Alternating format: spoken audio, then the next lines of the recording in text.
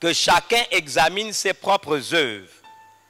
Et alors il aura sujet de se glorifier pour lui seul et non par rapport à autrui. Car chacun portera son propre fardeau. Mais le verset 4, que chacun examine ses propres œuvres. Ça veut dire quoi? Dieu nous invite à nous auto-évaluer nous-mêmes. On nous dit même quelque part dans Corinthiens qu'on doit s'examiner nous-mêmes pour savoir si nous sommes encore dans la foi. Et donc dans une famille chrétienne, chaque membre doit pouvoir s'auto-examiner. Est-ce que je suis encore chrétien? Est-ce que je suis en bénédiction en tant que membre de ma famille? Est-ce que je suis transparent, véridique? C'est ce que la Bible ici propose, que chacun examine ses propres œuvres. Et dans le cas où on est satisfait de ce qu'on fait, la Bible ajoute, et alors il aura sujet de se glorifier pour lui seul. Donc à partir de ce moment, on se glorifie, on peut exalter, célébrer Dieu pour nous-mêmes, puisqu'on est auto-satisfait des actes que nous posons nous-mêmes. Mais la Bible précise, et non par rapport à autrui. Regardez le phénomène des réseaux sociaux et particulièrement par exemple d'Instagram. Quelqu'un va mettre une photo, elle s'appelle Sebridge. Elle met sa photo dans une très bonne position, elle va faire un shooting, une très belle photo et elle va l'envoyer. Et sa camarade, n'est-ce pas, Maud, va aussi faire la même chose. Puisqu'elle l'a fait, elle aussi va, mais Maud, pour que son Instagram, au moment où elle va l'envoyer, ait de l'impact, il faudrait qu'elle arrive à faire quelque chose de plus fort que ce qu'a fait Sebridge. Et Sebridge va répondre en faisant encore quelque chose de plus fort. Et donc, nous rentrons dans un cercle vicieux où on n'est plus nous-mêmes. C'est-à-dire, tout est fait par rapport aux autres. Et ce démon-là est rentré dans les églises. Donc, même si vous n'avez rien, vous voulez prouver que vous êtes quelque chose, vous pouvez prendre une photo, mettre une phrase, une foule derrière, et vous donner l'impression d'être ce que vous n'êtes pas. Mais on le fait pourquoi? Pas parce que Dieu nous l'a demandé. On le fait souvent parce qu'on le fait par rapport aux autres. Et donc, c'est un cercle vicieux. On rentre dans une compétition, n'est-ce pas, insidieuse, dont on ne se rend même pas compte. Et le vrai problème, c'est quoi? C'est que nous cessons d'être et nous allons paraître. Tandis que nous devons être. Même Dieu s'appelle « Je suis celui qui suis ». Et si nous sommes créés à son image, à sa ressemblance, nous serons toujours confrontés à Tiferet, donc à notre identité. Les gens sont allés vers Jean-Baptiste et lui ont posé la question, que dis-tu de toi-même? Es-tu Élie? Vous savez la réponse. Il a dit non. Mais Jésus n'a pas attendu qu'on lui pose la question. Il était pleinement convaincu que Tiferet lui sera posé. On lui a posé la question, il a dit, Jésus lui-même a anticipé. Et qu'a dit Jésus? Jésus s'est levé, il a dit, que dites-vous que je suis? Il n'a pas attendu que quelqu'un lui pose la question. Donc vous voyez, la notion d'identité sera toujours, n'est-ce pas, un sujet important dans notre rapport à Dieu. Est-ce que vous êtes dans le paraître et vous n'êtes plus dans l'être? Je veux ouvrir une parenthèse. Si un homme et une femme ne s'attendent pas, se bagarrent, et puis viennent les deux ensemble dimanche à l'église, s'assoient au même endroit, sourient devant tout le monde, on est tous d'accord qu'ils sont menteurs. On est tous d'accord qu'ils sont dans le faux. Je peux demander à un homme où est ta femme et puis tu vas me raconter des histoires, mais tu sais qu'elle est restée parce que vous avez des histoires. Tu peux me raconter tout, comme des femmes, elles se font battre par leur époux, elle a un hématome, elle dit je suis tombée sur l'escalier. Mais vous savez, tout ça c'est le mensonge. Il n'y a pas de vérité là-dedans. Il n'y a pas de justice là-dedans. Et on ne peut pas s'attendre à la bénédiction de Dieu à partir du moment où il n'y a pas dans cette identité, particulièrement au niveau des couples, cette unité recherchée. Il faut donc un minimum, même pas un minimum, il faut l'unité. Quand on voit un homme, une femme, on a dit qu'une famille, ce n'est pas une famille parfaite, on reconnaît cela. Hein? Ce n'est pas une famille parfaite, mais on a dit que c'est une famille, n'est-ce pas, qui va grandir en maturité. Ce n'est pas une famille parfaite. Donc cette unité-là nécessite un travail. Ça ne va pas venir du jour au lendemain. C'est faux. Vous devez accepter à quel niveau vous êtes. Vous devez peut-être prendre conscience à quel niveau il y a une guerre, à quel niveau il y a un travail. Et vous battre pour atteindre des niveaux qui amènera le couple à une forme d'unité. Et c'est important. Rares, même les jeunes couples. Bientôt, je vais citer vos noms en public.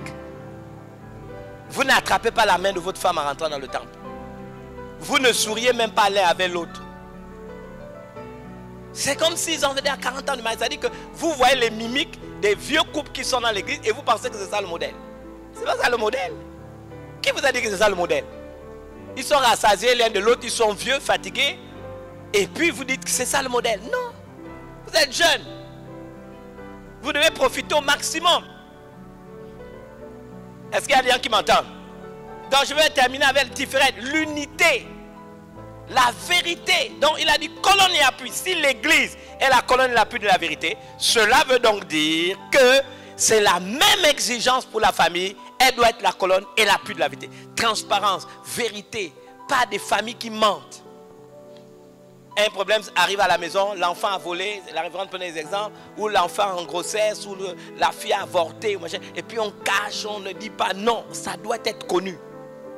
On doit aller chercher de l'aide, parce que c'est ça Tiferet, c'est aussi la vérité. L'unité, ne faites pas, je suis pasteur, et puis la fille a fait un problème, et puis on la chasse, on la voit chez la grand-mère, pour donner à l'église l'impression que non, moi je suis spirituel. Non, ce n'est pas toi, c'est l'enfant, mais maintenant il faut régler. Il faut montrer maintenant ta maturité de père ou ta maturité de mère. Maturité de mère, ça aussi c'est important. Il ne faudrait pas que dans les familles, il y a des sujets tabous. Nos familles marchant dans la vérité doivent aller du principe que les solutions sont dans la Bible. Dites amen 2 fois. Donc je parlerai des enfants. J'ai décidé de ne pas parler de ça maintenant parce que j'ai une idée dans ma tête. Et donc nous parlerons des enfants la prochaine fois. Je pense vendredi. Je laisse à ce niveau. Alors, on passe à une autre. On a parlé donc de Rezed, on a parlé de Givour, on a parlé de Tiferet. Et ce soir, je continue avec Neza. Dis Neza. Je n'entends pas. Neza, après Tiferet, ça fait combien de forces visibles? Combien de... Au niveau des colonnes, on a à quelle colonne maintenant? On a à quelle colonne? Vous êtes sûr que c'est la 4e? Netzar, normalement on dit Netzar, mais vous pouvez dire Neza, c'est la guerre. Mais cette guerre-là peut être traduite par volonté et détermination. Vous allez comprendre pourquoi. Dans 2 Pierre, chapitre 2, verset 11, la Bible déclare, bien-aimés, je vous exhorte comme étrangers et voyageurs sur la terre, et que tout le monde répond avec moi, à vous abstenir. Je veux entendre vos voix. À vous abstenir des convoitises charnelles qui font la guerre à l'âme. Dis, bien-aimés, je vous exhorte comme étrangers et voyageurs sur la terre à vous abstenir des convoitises charnelles qui font la guerre à l'âme. Est-ce que ça va pour tout le monde? J'ai déjà dit que nous avons l'obligation en matière de sécurité, on l'a vu dans le cadre de la sécurité, mais c'est en matière de guerre ici, à accepter ce que j'ai appelé nos limites humaines. Ces limites humaines se manifestent souvent par les émotions par lesquelles nous pouvons révéler aux autres nos états d'âme du moment. J'ai dit et je le redis, au sein de nos familles, il n'y a pas un lieu où nos émotions se révèlent, s'expriment, se vivent, révélant par la même occasion la diversité d'opinions, d'idées et de caractères au sein d'une famille. Je voulais dire donc qu'il est de la responsabilité des parents au sein d'une famille d'apprendre aux membres de la famille, du moins ceux qui la composent, à gérer sainement les émotions. Cela commence par le défi que chaque parent doit pouvoir relever en étant exemplaire et un modèle dans ce domaine de leur vie. Les parents doivent être un modèle. Si nous lisons ensemble le livre de la sagesse qu'est l'Ecclésiaste, il nous donne une représentation précise de ce que nous sommes censés vivre en termes d'émotions dans nos différentes familles. Bien-aimés, je vous défie, allez voir dans n'importe quelle famille. Je m'amuse tous les matins après mon temps de prière. C'est une famille anglaise. J'ai même oublié ça. Ça fait 4e jour que j'ai vu ça. Je n'ai jamais vu une famille comme ça. Donc, tous les matins, je crois, il y a un enfant qui filme un peu ce qui se passe dans la famille. Et c'est une famille anglaise qui a décidé d'être heureuse. Et ils ont établi des règles. Mais je ne sais pas comment ils sont parvenus à ce niveau. Et le but, c'est quoi? C'est que leur unité, c'est le jeu, c'est le rire, c'est des choses vraiment, même idiotes. Alors, je vous donne un exemple. Par exemple, quand on fait un coup à quelqu'un, je donne un exemple. Le gars, le fils aîné va vers la mère et puis dit, maman, et dans leur famille, tu ne refuses pas la sollicitation. Maman, tu vois cette boîte? C'est la nourriture du chat. Alors, prends une cuillerée. Alors, vous voyez la maman qui se met à crier, oh non, tu ne peux pas me faire ça. Et puis, elle est obligée. Et on la filme. Ils font des trucs, mais c'est bizarre et extraordinaire. Si nous allons dans les différentes familles, de découvrir que c'est le lieu où les émotions se révèlent, c'est dans les familles. Et des émotions diverses. Mais qu'est-ce qu'on peut vivre par rapport à ce que nous enseigne l'Ecclésiaste? Il y a un temps pour tout, un temps pour toutes choses sous le soleil ou sous les cieux. Un temps pour naître, un temps pour mourir. Un temps pour planer, pour planter, un temps pour arracher ce qui a été planté. Un temps pour tuer, un temps pour guérir. Un temps pour abattre, un temps pour bâtir. Un temps pour pleurer, un temps pour rire. Un temps pour se lamenter, un temps pour danser. Un temps pour lancer des pierres, un temps pour ramasser des pierres. Un temps pour embrasser et un temps pour s'éloigner des embrassements. Un temps pour chercher et un temps pour perdre. Un temps pour garder et un temps pour jeter. Un temps pour déchirer et un temps pour coudre. Un temps pour se taire et un temps pour parler. Un temps pour aimer et un temps pour haïr. Un temps pour la guerre et un temps pour la paix. Est-ce que vous pensez qu'on peut trouver tout ça dans les familles? On vit tout ça. On passe par tous ces états d'âme-là. On passe par toutes ces situations. On va donc en déduire que l'émotion est un état affectif du domaine, on va dire ça comment? Du ressenti intérieur. Je préfère dire ça comme ça. De nos sentiments qui peuvent s'exprimer, aller jusqu'à s'extérioriser de manière négative ou positive. L'émotion donc peut refléter de la douleur. Quand vous êtes dans la famille, quelqu'un manifeste de l'émotion, ça peut être de la douleur, de la peine, ça peut être du bonheur, il ne faut pas l'oublier, du plaisir. Donc, faire preuve d'hypocrisie, par exemple, c'est refouler nos émotions. Je souffre, mais je fais semblant que je ne souffre pas. Nier l'existence de ces émotions, bien aimé, surtout lorsqu'elles ont une connotation négative, c'est dangereux. Mon mari m'a dit un mot, il m'a vexé. Papa m'a grondé, mais il a dépassé peut-être dans ce qu'on appelle les décibels. C'était un peu trop. C'est-à-dire, moi, il m'est arrivé, surtout quand les enfants étaient plus jeunes, de taper vite. J'étais rapide là-dessus. Et puis après, il n'y a rien de plus frustrant de découvrir qu'en fait, la punition que vous avez donnée est disproportionnée. Il y a comme un genre de culpabilité. Et quelquefois, quand je me retourne, j'entends le Saint-Esprit qui me dit, tu as mal agi. Vous imaginez, on vous a raconté une histoire, et puis oui, c'est toi qui n'avais pas, papa vous taper. Après, vous découvrez que, en fait, c'est pas vrai. Mais vous avez déjà tapé. Et puisqu'on nous a dit en Afrique que, non, c'est pas aux parents de regretter. Mais l'enfant, il est vexé. Hein? Non, le papa ne peut pas revenir. Il a déjà décidé. Mais l'enfant grandit avec ça. Il grandit avec ses blessures. Donc vous imaginez, c'est important de le savoir. Il ne faut pas nier toutes ces choses. Dieu nous a créés de telle manière que nous avons la possibilité de reconnaître la nature de nos émotions. Nous pouvons les identifier, nous pouvons les nommer. N'est-ce pas? Nous pouvons les nommer. Leur résister lorsqu'elles ont une connotation négative et veulent prendre le dessus sur nous. Si je suis en colère, je veux me venger. Je peux reconnaître tout de suite que c'est la colère. Et donc, je peux résister à la colère si c'est une connotation négative. Mais nier ça, bien aimé, ça va amener des problèmes. C'est la raison pour laquelle nous devons faire la guerre aux convoitises charnelles qui font la guerre à l'âme. C'est là où nous avons besoin, bien sûr, de Néza. Les entretenir aussi lorsqu'elles sont positives. Ça nous fait du bien. Ça nous procure le bonheur. Ça nous procure le plaisir. On est content à cause d'un événement. On est content parce que quelque chose nous est arrivé. Et puis, il faut entretenir ça. C'est important. Moi, j'aime le grand rabbin apôtre Paul.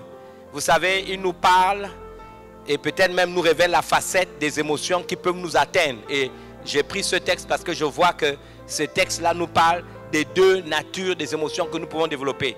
Vous l'avez déjà lu dans le contexte des fruits de l'esprit, mais je vais vous le lire dans le contexte des, justement, les émotions positives et négatives. Or, les œuvres de la chair sont manifestes, ce sont l'impudicité, l'impureté, la dissolution, l'idolâtrie, la magie, les inimitiés, les querelles, les jalousies, les animosités, les disputes, les divisions, les sectes, l'envie, l'ivrognerie, l'ivrognerie, les excès de table et les choses semblables.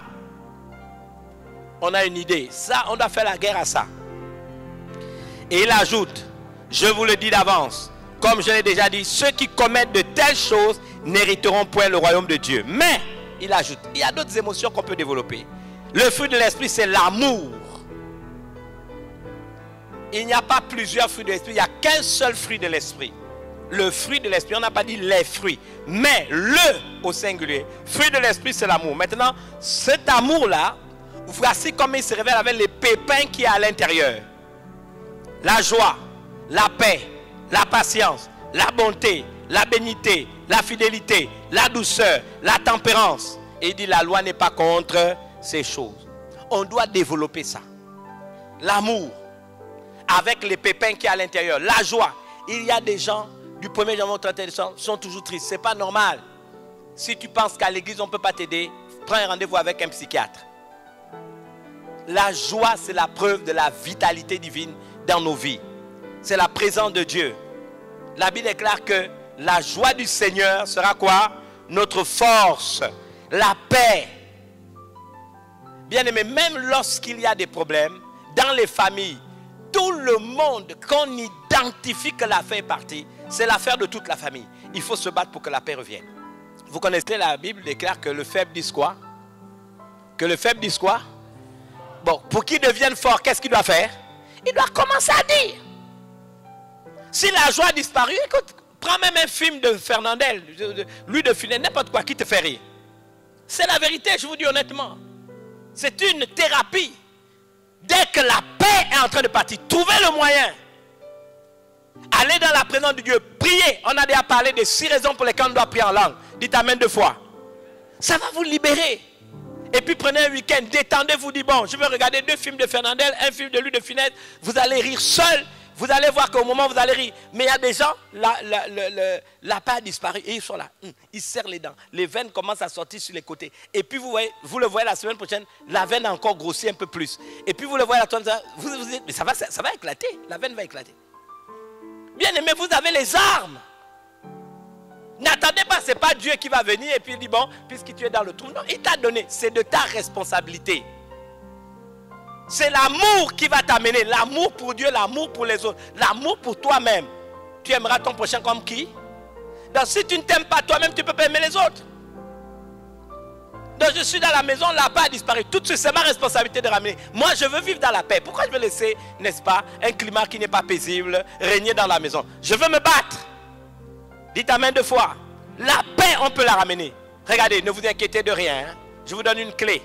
Mais en tout temps, faites connaître vos besoins à Dieu par des prières, des supplications, avec des actions de grâce. Et, conjonction d'organisation, qu'est-ce qui va venir? La paix de Dieu. Qui surpasse quoi? Toute interrogation. Gardera vos cœurs et vos pensées. Donc la paix vient. Il y a une méthode pour faire revenir la paix. Vous allez à la prière. Mais on est là, la paix est partie, on est là, on se regarde. On doit le mettre, ça va vivre. Ah, vraiment, on passe pas de moments difficiles. Oui, on passe pas de moments difficiles. Ah, la paix a disparu. Oui, la paix a disparu. Dieu ne te demande pas de faire des constats. Il te demande de, si tu as constaté, le problème c'est la faculté 1, d'identifier la nature de l'émotion, de lui donner un nom et de traiter avec ça. C'est ce que la Bible dit dans le texte qu'on a vu, les convoitises charnelles qui font quoi? La guerre à l'âme. Et là on utilise quoi? Neza. Dites amen 2 fois. C'est une colonne sur laquelle on doit aussi s'appuyer. Neza, c'est ça.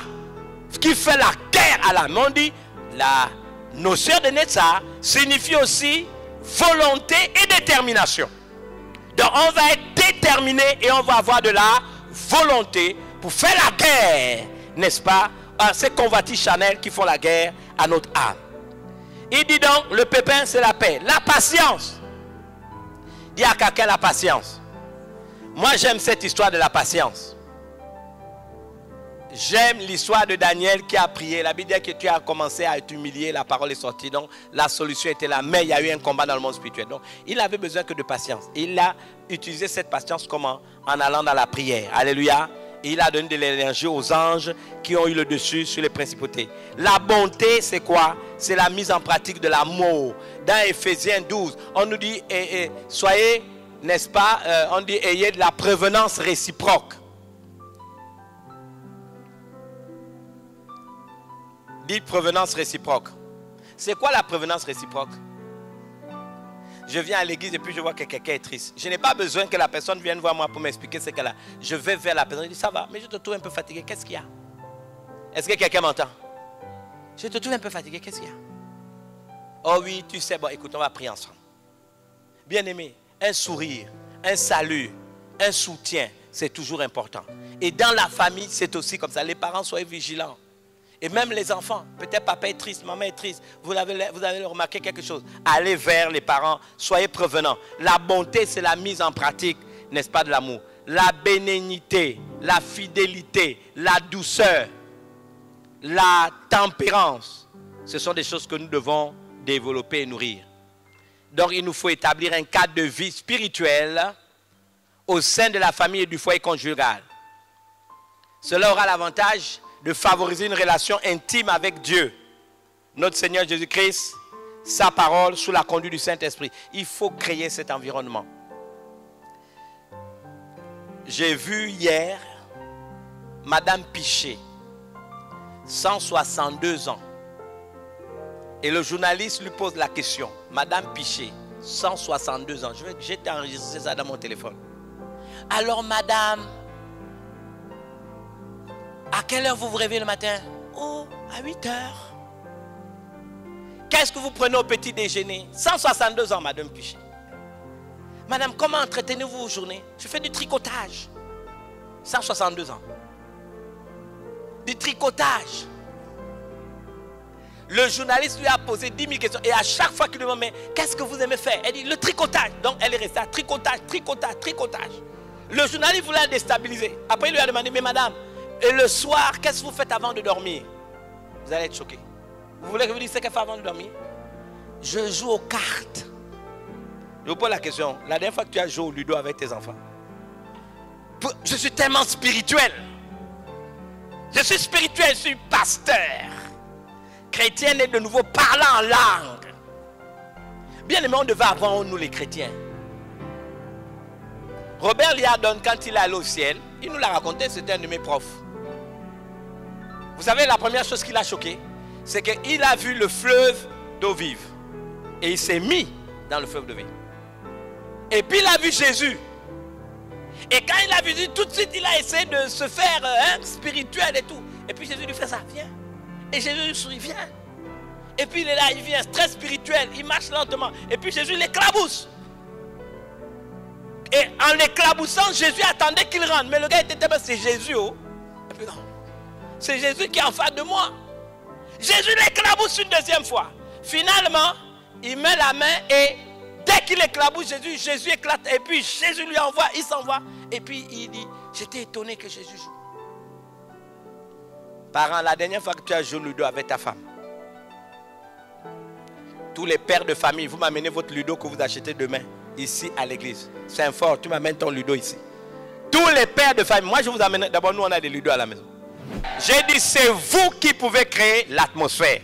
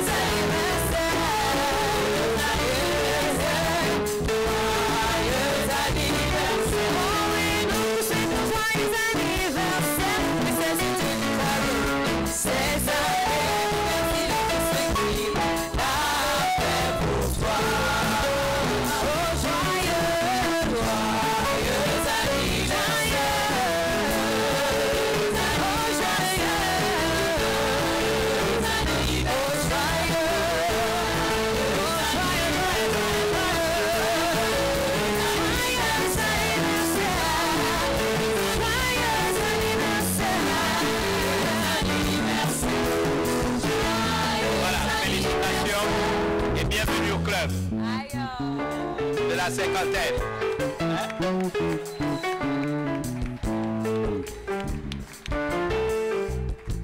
Mais en toute honnêteté, la révérende et moi, nous lui avons dit, elle ne fait pas ses 50 ans. Vous voyez pas qu'elle fait passer 50 ans? Voilà.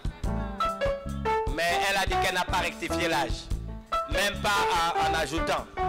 Donc nous bénissons Dieu pour ses 50 ans. Nous aurons le temps d'en dire plus. Que Dieu te bénisse et shalom.